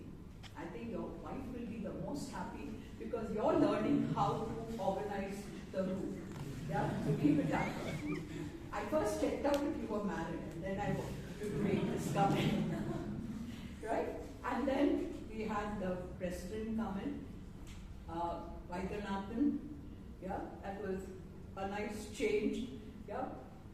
So he gave us a gripping story about how the plane landed on the River Hudson. That was wonderful, and I liked the way you quickly finished off all the formalities and got us ready for a really gripping story, an adventure story. That was wonderful. The energy was built up, and of course. You just asked if everyone had read the minutes. I think the secretary has to come and read the minutes, because I think reading also is a skill we need to develop. How to keep eye contact with the audience as well as read it out. Because most of us don't read it. So may as well give a recap, right? I mean, that is my personal suggestion, because it is an art, how you read out. And then we had our Toastmaster of the Day. You never let us, where are you? Oh, I think you've gone far away so that I don't give you any negative this, right? No, I like the way you whipped up the energy of the audience. And we've got a wonderful turnout today, despite the rains. That's wonderful. That shows how much you can attract our people. Yeah? And what were the other things I liked about you as a Toastmaster of the Day was that you had that happiness activity. It was full of energy. You just kept building up the energy. You had a wonderful voice modulation. Suddenly you go up, and then suddenly you start talking softly. That was well done. Now, everything can't be good, isn't it? Yeah, tell you where you could have done better, where you could have stood taller. So I felt you should be discreet and use that loud voice and energetic voice when you're introducing someone. When you were introducing Sujata, the voice came down. So be careful about that. Another thing is when you called out the evaluator. Poor Nitin, he was not aware of it. At least you should take some trouble to go and say, if our assigned evaluator doesn't come, you are my standby evaluator. Mentally prepare him. Not that Nitin is someone who has fear of doing the unknown, right? But that is courtesy. Be careful on that issue. And it was wonderful seeing you come, unusually dressed. But I personally felt the hat prevented us from seeing your wonderful face, right? I mean, I'd love to see all those expressions and all that. Okay, so keep that in mind. When you try some change, at least take it off once in a while and see your nice face. Or I don't know if you've gone to Tirupati and you've had a... Sometimes people do that for that, right? And then we had the speakers. Now we come to the prepared speeches. So now I call my other valiant warriors. The first speaker was Harish Sundar, and his evaluator was Abhay. Toastmaster Abhay, it's over to you.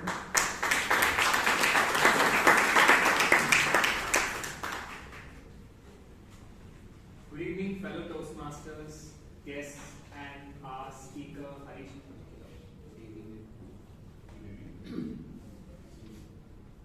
Being simple is hard. I'm sure all of you agree. But all Toastmasters will know, choosing a simple topic is even more harder. And the main USP I found in Harish's speech today, that his topic was so simple, so relatable. And the moment Harish came on stage, he asked a question, built connect with the audience, and he established that relationship that yes, I am with you, not telling you something, but I am with you. Especially in a topic that was so, let's say, unfortunate or... And then what I really liked about your speech, Harish, was the kind of research that you did. So much of data, so many statistics, well-known and cited sources. So that really shows how much you care about the audience and how much you care about the information that you give out. And the biggest takeaway that I have is, I keep putting off exercise every day for a lot of reasons, and I keep telling myself, tomorrow or some other time. And I think that that's the takeaway I'm going to take. I'm not going to put off exercise, and I think that's pretty relevant for a lot of us. Don't you think so? And if I may, Harish, can I offer a few suggestions? Is that I felt you dwelt a lot on the problem space. Most of your speech focused on the problem space, and I felt that since you established the connect with the audience so immediately, you could have gone into the solution space by giving more of your personal examples and giving more of tips, gleaned from research about how to, do your exercise even earlier. And the last point that I have for you is you've got to give your call to action a little more powerfully and got to conclude well. So if I were you, I would probably say that if you want something you don't have, then you have to do something that you haven't done. Face your fears. And of course, every day is a new beginning. Yeah, do your exercise and be you. Over to you.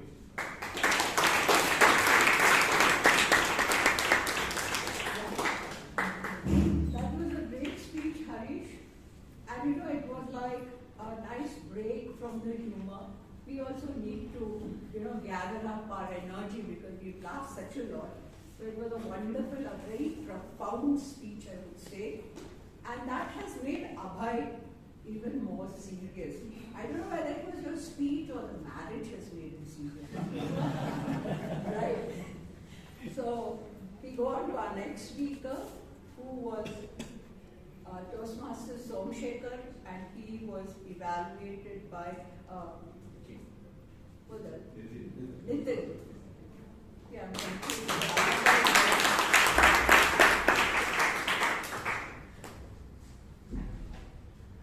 Thank you, General Evaluator, fellow Toastmasters, and distinguished guests.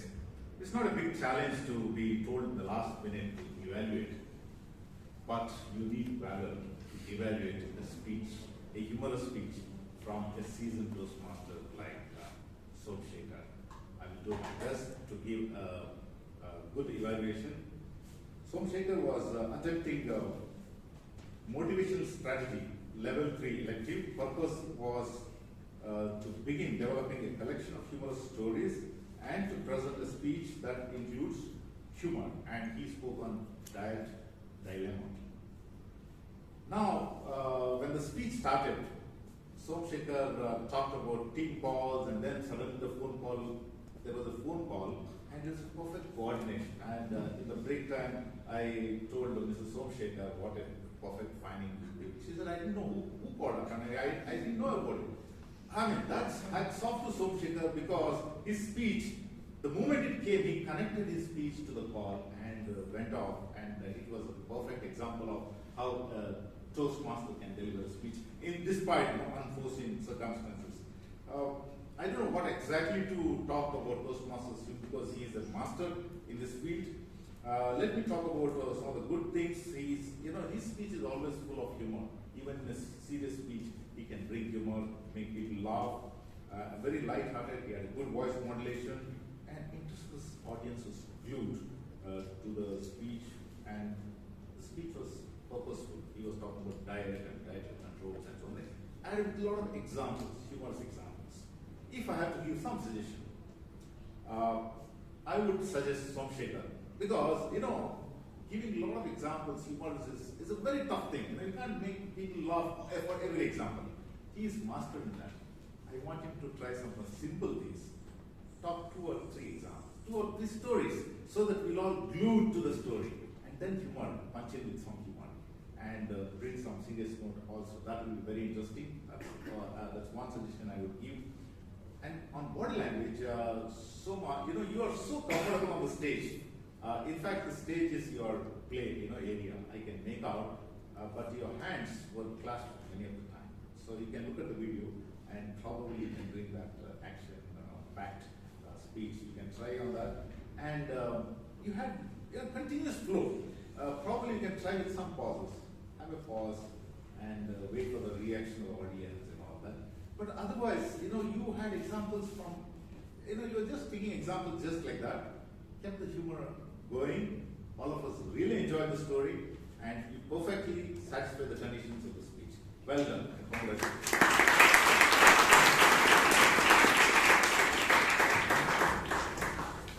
Thank you, Nitin, for the great evaluation.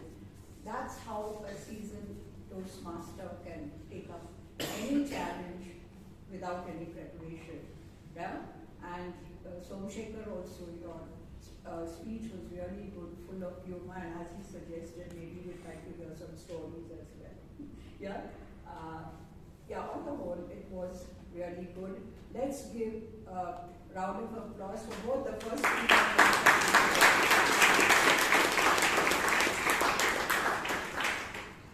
And then we had the third speaker, Toastmaster Nazneen, who's gone global. And to evaluate her, we have Toastmaster Puneet. May I have the present?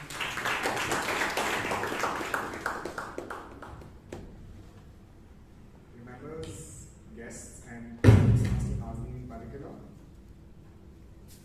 I really enjoyed the speech, especially the part where you mentioned about your shot. I believe I was there with all of you awaiting what would happen. I think this is really nicely planned because she started with Andy Warhol's quote and she ended it with Andy Warhol's quote. So I could see the stipulation that's gone behind it. And you have tremendous vocal variety and these grand gestures that you have. Really fabulous to witness it. However, I felt there was a fine line between giving a speech and doing a mono act. And I felt in this speech, the speaker had crossed it. What I would suggest would be, do you have a lot of power and grandness in your voice and in your gestures? As an audio producer, I noticed monotonous is not just this middle range that people use. If you vary a lot, that is also monotonous. So then you got to mix and match. Have segments in your speech, maybe a paragraph or two, where you have limited gestures, where you have controlled voice, and have parts of your speech, like you talking about the build-up to that shot and the win. That was a beautiful representation of the voice being built, the body language being built. Have those varieties. Otherwise, it's still monotonous. I would talk about the other bit being, when I heard you on the call, you had a very paced out voice. I spoke with her for 30 minutes on the call, and I realized you have a very paced out voice. On stage, you were very rushed. The problem is, when you don't have a mic and you have a soft voice, it's a bad combination. It's like mixing wrong alcohols together. So make sure that you have a pace that matches you, especially when you have to push your voice forward. And another thing I noticed with the voice is you're losing out air. A lot of people lose out of air when they are speaking. So maybe cut your sentences in between or add pauses in them so you don't lose your breath. If you lose your breath, you end up eating the last 2 or 3 words, or they lose their volume. So you don't want to do that. With gestures, again, with your personality, I would suggest not choppy gestures, but gestures that are more rounded, because rounded gestures are inviting. Unless you're authoritative, like my elder sister was a doctor, her choppy gestures scared people. Even her ordering of bhel puri once intimidated the guy who was making it. So choppy gestures may be working for her at Donald Trump, but for you, having rounded gestures, like where your arms are rounded, when you're inviting people, and rather than doing this, or instead of this, you could be like, there's a point. You can have like semicircles. These are all inviting. It suits your overall personality.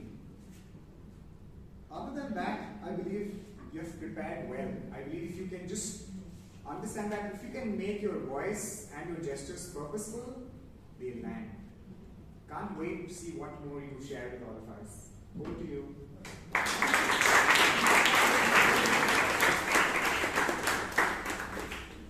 Thank you, Puneet, for your evaluation and asking for your great speech. Yes, you have come a long way in terms of your voice improvement. Great, keep it up. And let's give them a big round of applause. And now to come to our table topic person. I could see Sujata was preparing really well for it, and you had really nice topics which helped people speak, and I did the guest speakers spoke so well. Well chosen topics. But one suggestion is you don't call up the person first. Keep up the suspense. Let everyone be on pins as am I going to be called, am I going to be called, right? And then also when you're calling out the topic, it was more to the person who came on the stage. We would also like to hear it because parallelly, everyone has to think of what they would be saying. So with that said, let's give all the table topic speakers and table topic person a good round of applause. And now to the rest of my valiant warriors. First, I call upon Uma Khan, Toastmaster Uma Khan, please give the this report on the time. Perhaps, I think you're running short. Yeah. So just give those who overshot. Madam General Evaluator, the Sargent-at-arms consumed 3 minutes 10 seconds, President about 6 minutes, the Toastmaster about 14 minutes 30 seconds, and General Evaluator so far is about 15 minutes. Most of the speakers were about time, most of them took more time. Harish about 45 seconds, Soma about Somshekhar, Toastmaster Somshekhar about 50 seconds, Toastmaster Nazreen about 20 seconds extra. Table topics pretty much on time. Thank you. Thank you. I'm reminded of opportunity or time is always a bald man with a forelock in front, and it's rightly chosen the time manager. Sorry for that. No offense. Yeah. For the counter, we have Shashank, Toastmaster Shashank. Can you please read out your report? As the counter, I observed the following. All the prepared speakers were on dot, other than one odd ask here and there. And only read out where people went wrong. When it comes to ask, we had our TMOD Ankit, we had Toastmaster Jose Paul, Aaron, and Prateek with a lot of asks. And the repeat words, again, I pointed only where it's relevant. I think Nazreen used a lot of however and therefore. I think we may try to avoid it. Anna used so and what. Richard D'Souza used a lot of but. I think Jose Paul thought a lot. He was always thinking. Like I think he used 5-6 times a week. And Guru Raj, yeah, and and G.T. Sumitra as of now, yeah. This is my report. Thank you, sir. And now let's call upon the grammar cop. His bright voice he has, and he definitely follows. It's always a good meeting when your good usages of grammar outweigh the not so good usages, and this was exactly the case. So I'm going to speak about the good usages, go through this ordeal, profound, sedentary lifestyle, diet dilemma, pivotal, you lose some, you win some, started with a bang, vigil, and enemies of excellence, gripping, face your fears, satisfied the purpose of the speech. Now, there are some small things that can be worked on, right? Resonate to can be resonate with, grain of salt can be pinch of salt, to the utmost can just be utmost, good intentions on me can just be good intentions. Now the word of the day was used by Abhay, Nazneen and Manisha. Please collect your chocolate from the next meeting. Okay. If he refuses to give you the chocolate anyway, there are snacks that are going to be served anyway. And yeah, so that's that. And since we're running out of time,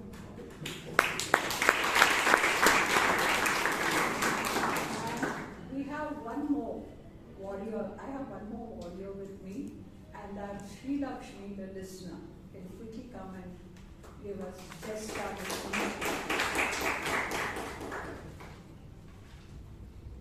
Thank you, Madam General Evaluator. I've prepared a few questions to see if you were listening. My objective was, yes, speaking is important, but listening is equally important. My first question, the speaker said, how many passengers were on board on Captain Sully's flight? Which river did he land? What percentage of population was on red zone? What was the problem that Somshekar's friend suffered? Yes, correct. How much did he weigh? 80 cents. 150. Okay. When was basketball invented? She mentioned 1891. Yeah. Who was the coach? Yes, correct. Vanija Samuel. Very good. Why does Hannah? Why does she not have a maid? Because of COVID.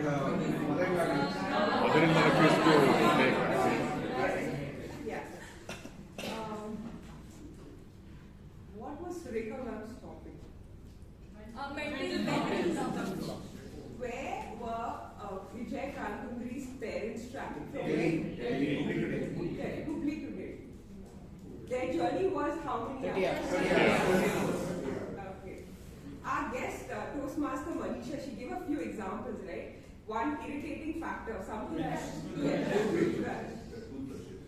So, this is Toastmaster Chetan, right? Seeing what did their fight come down? I'm still wondering why. He's still looking down. It's not about 8, it's about 5. What did Madam General Evaluator address herself as? Commander. Yes. Who said that? Did we start the meeting on time? 1 minute. Okay. And she also mentioned one. No one likes dictation. Abhay mentioned being what is hard? Simple. That's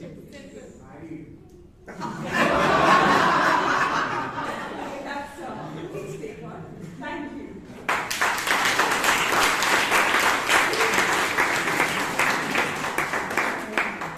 Thank you all my valiant warriors who helped me.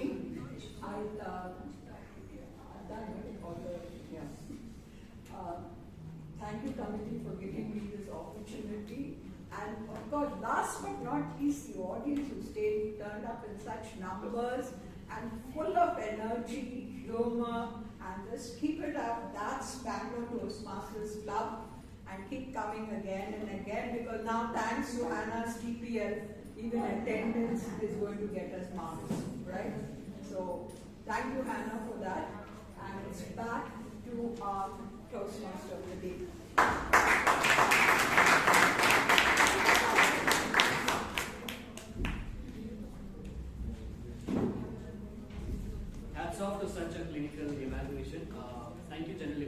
Can we have a bigger round of applause?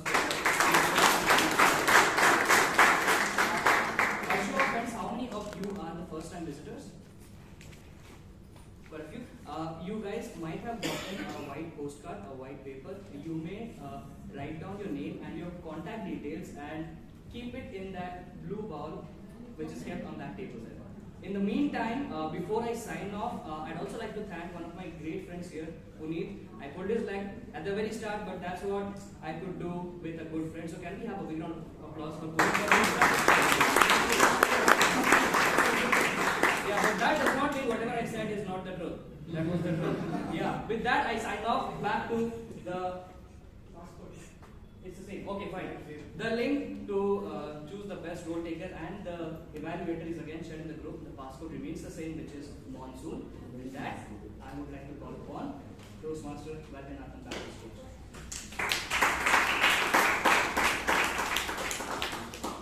Thank you very much. I think he deserves a round of applause once again.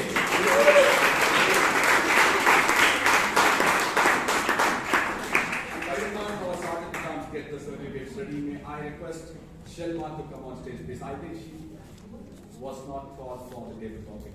You will be getting one topic for a minute. Please do come on stage. And who is going to give the topic? It's going to be Somashek who is going to give the topic for Shelma.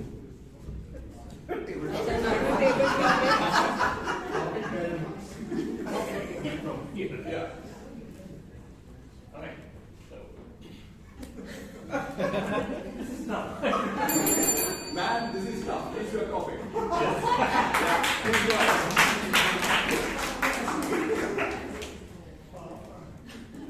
Good evening, my fellow Toastmasters, guests, and all gathered over here.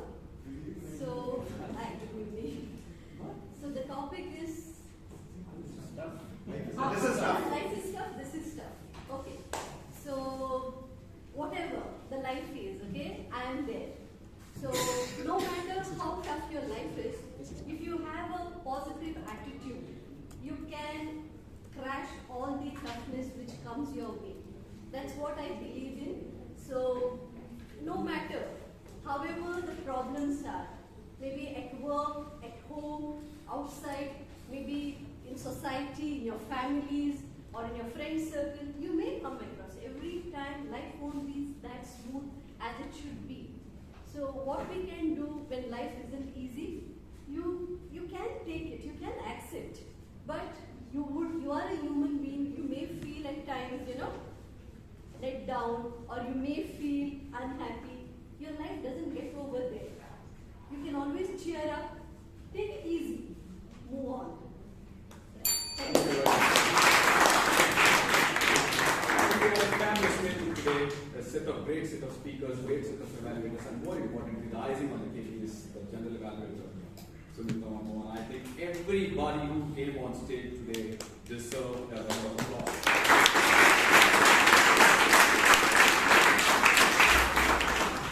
I think there is a lucky draw. Wait, let me mix it. Yeah. I think he's going to take. No, you were. Hats off to you.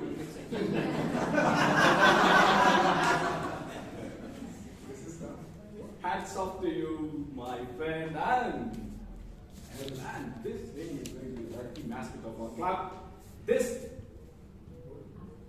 that's what you say. I don't get the right words. So this present is going to be for the guest who has turned up for the very first time, and it goes to our guest Manisha.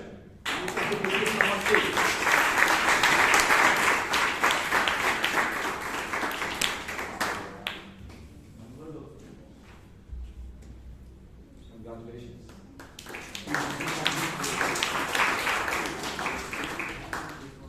Now it's time for awards.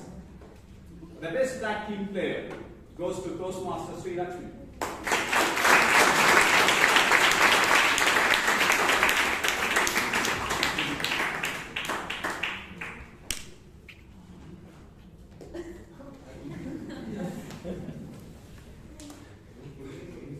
The best role taker goes to our DTR, Sumitra Manmohan.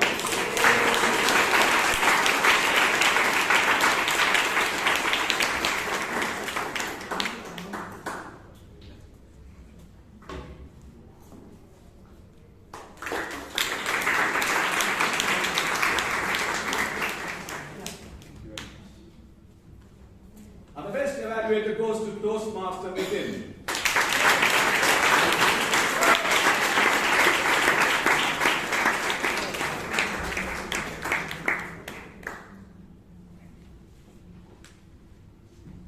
And the table topic speaker, any guess? Manisha.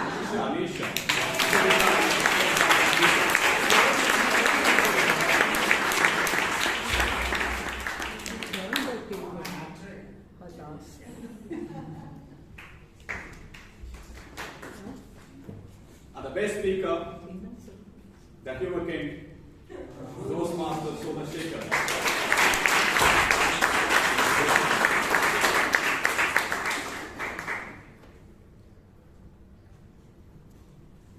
Okay, all that begins well, ends well. So thank you, ladies and gentlemen, for turning up in such large numbers and raising this occasion. So please do turn for the next meeting as well.